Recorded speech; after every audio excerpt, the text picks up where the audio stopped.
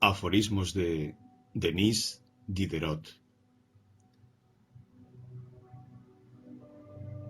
El amor priva de espíritu a quienes lo tienen y se lo da a los que carecen de él. Cuidado con el hombre que habla de poner las cosas en orden. Poner las cosas en orden siempre significa poner las cosas bajo su control. Los errores pasan, solo la verdad permanece. No arrepentirse ni hacer reproches a los demás son los pasos de la sabiduría. La sensibilidad hace sabios y la insensibilidad monstruos. Todos quieren tener amigos y nadie quiere serlo. El hombre más feliz es el que hace la felicidad del mayor número de sus semejantes. Los médicos trabajan para conservarnos la salud y los cocineros para destruirla, pero estos últimos están más seguros de lograr su sustento. Se habla sin cesar contra las pasiones, se las considera la fuente de todo mal humano, pero se olvida que también lo son de todo placer.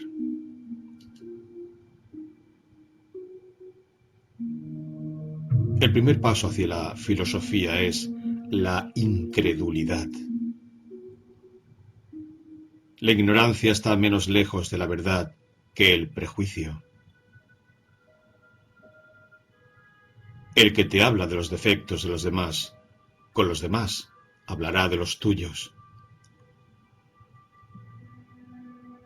No hay más soberano legítimo que la nación. No puede haber más legislador legítimo que el pueblo.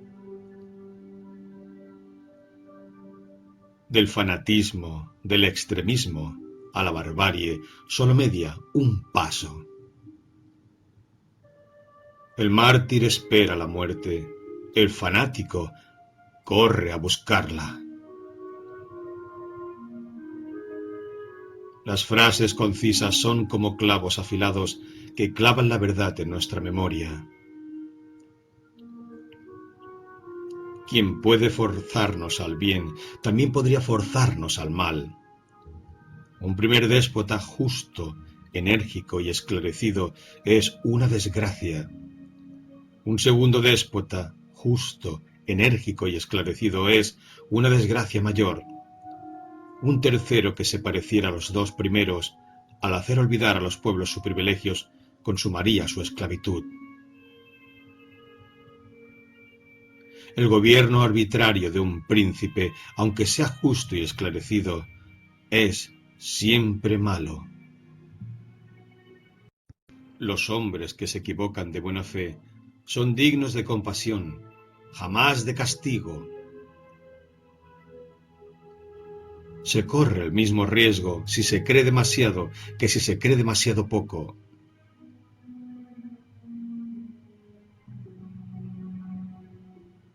La sabiduría no es otra cosa que la ciencia de la felicidad.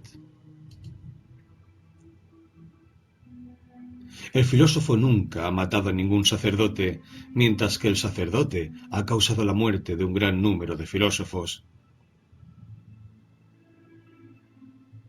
La cólera destruye el sosiego de la vida y de la salud del cuerpo, ofusca el juicio y ciega la razón. Si la razón es un don del cielo, y otro tanto puede decirse de la fe, el cielo nos ha hecho dos presentes incompatibles y contradictorios. Los locos más peligrosos son los creados por la religión. Decir que el hombre es una mezcla de fuerza y de debilidad, de luz y de ceguera, no es sentenciarlo, es definirlo. El hombre se cree sabio cuando su locura dormita. El trabajo tiene, entre otras ventajas, la de acortar los días y prolongar la vida. Se me debe exigir que busque la verdad, pero no que la encuentre. Proponeos un fin tal que pueda serlo durante toda vuestra vida. ¿Qué es un hombre ligero? Es un pájaro al que no sujetáis más que por un ala. De repente se os escapará dejándoos en la mano solamente una pluma. De todos los sentidos, la vista es la más superficial, el oído el más orgulloso, el olfato el más voluptuoso, el gusto el más supersticioso e inconstante, el tacto el más profundo.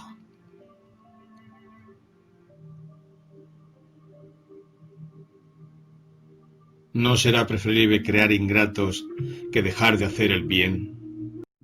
No basta con hacer el bien, hay que hacerlo bien.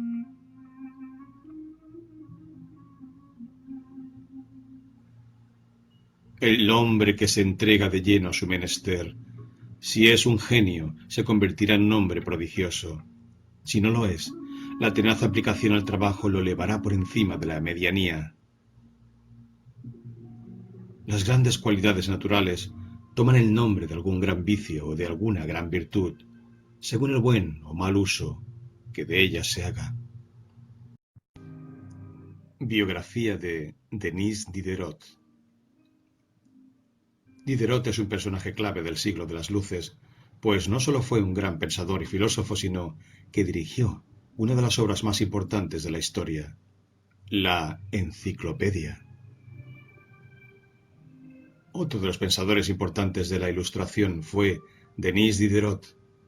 No fue recordado por los sublevados de la Revolución Francesa de 1789, pero sí posteriormente gracias a Hegel y a Goethe.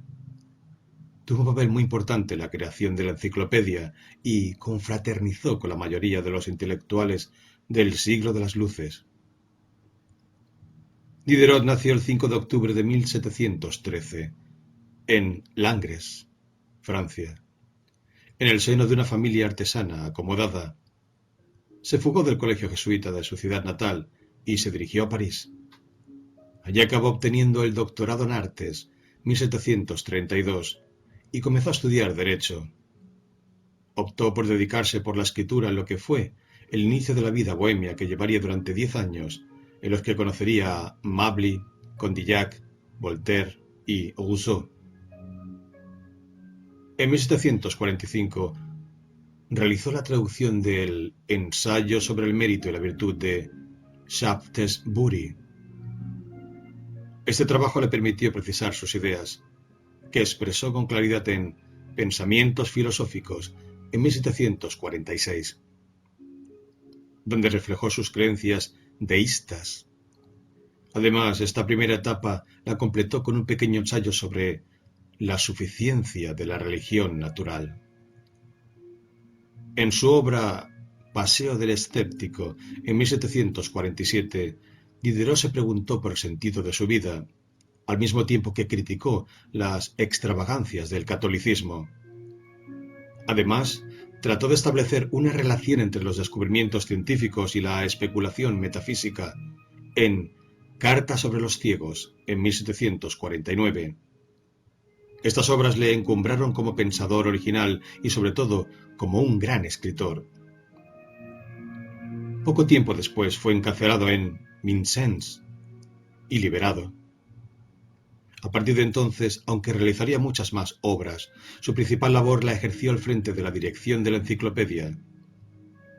Entre 1747 y 1772 se fue completando esta impresionante obra cultural que empezó en manos de Diderot y de D'Alembert y llegó a reunir más de 150 pensadores e intelectuales de la época.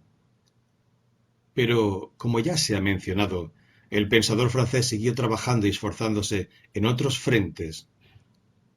Implantó la crítica de arte.